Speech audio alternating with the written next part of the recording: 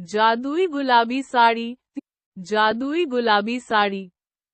बहुत समय पहले की बात है। एक छोटे से गांव में राधा नाम की एक लड़की रहती थी। राधा की सादगी और खूबसूरती पूरे गांव में प्रसिद्ध थी। वह हमेशा अपनी माँ के साथ खेतों में काम करती और परिवार की देखभाल करती। उसकी माँ एक शानदार नजरिया और साहस की मिसाल थी।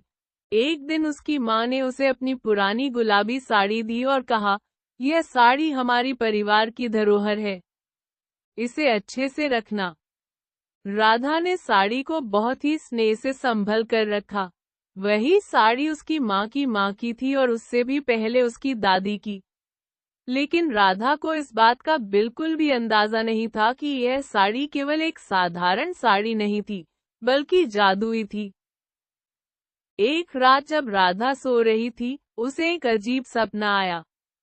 उसने देखा कि उसकी साड़ी के चारों ओर एक हल्की रोशनी फैली हुई थी और साड़ी से सुनहरी चमक आ रही थी।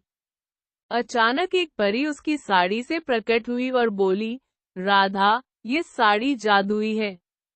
इसका प्रयोग तुम्हारे जीवन में खुशियां और समृद्धि लाने के लिए कर सकती हो। सुबह उठते ही राधा ने अपनी माँ से इस सपने के बारे में बताया, लेकिन उसकी माँ ने इसे सिर्फ एक सपना मानते हुए कहा, राधा, यह सिर्फ तुम्हारी कल्पना हो सकती है। परंतु अगर तुम्हें विश्वास है, तो इस साड़ी को पहनने में कोई हर्ज नहीं है। राधा ने उस साड़ी को पहन लिया और उसके बाद जो हुआ वह वाकई में आश्चर्यचकित करने वाला था। जब वह खेत में काम करने गई, तो वह हर पौधे को छूने से तुरंत फल और फूल से भर गया। उसका पूरा खेत हरा भरा और सुंदर हो गया। गांव के लोग ये चमत्कार देखकर अचंभित हो गए और राधा की खूब तारीफ करने लगे। कुछ समय बाद गांव में सूखा पड़ा। सारी फसलें बर्बाद हो गई और लोग बहुत परेशान हो गए। गांव के बुजुर्ग राधा के पास आए और उसे कहा, राधा, तुम्हारी साड़ी में जादुई ताकत है, क्या तुम हमें बचा सकोगी?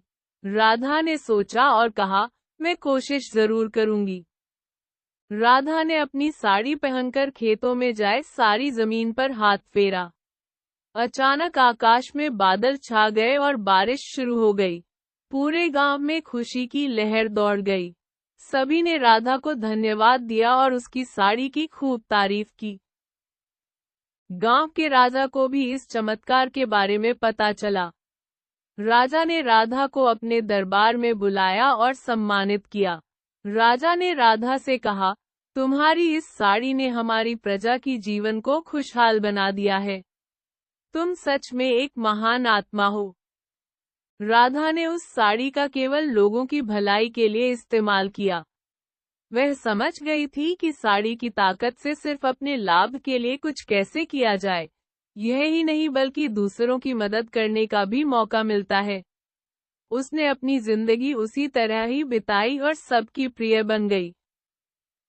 समय बीतता गया और राधा की कहानी सिर्फ गांव में ही नहीं बल्कि दूर दूर तक पहुंच गई। उसकी ईमानदारी और परोपकार की मिसाल ने उसे सबके दिलों में जगह दी। उसकी साड़ी की जादुई कहानी सुनकर लोग उससे प्रेरणा लेते और सीखते।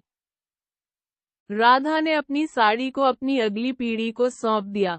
उसने अपने बच्चों और उनके बच्चों को समझाया कि इस साड़ी का हमेशा अच्छे कामों में ही इस्तेमाल किया जाए।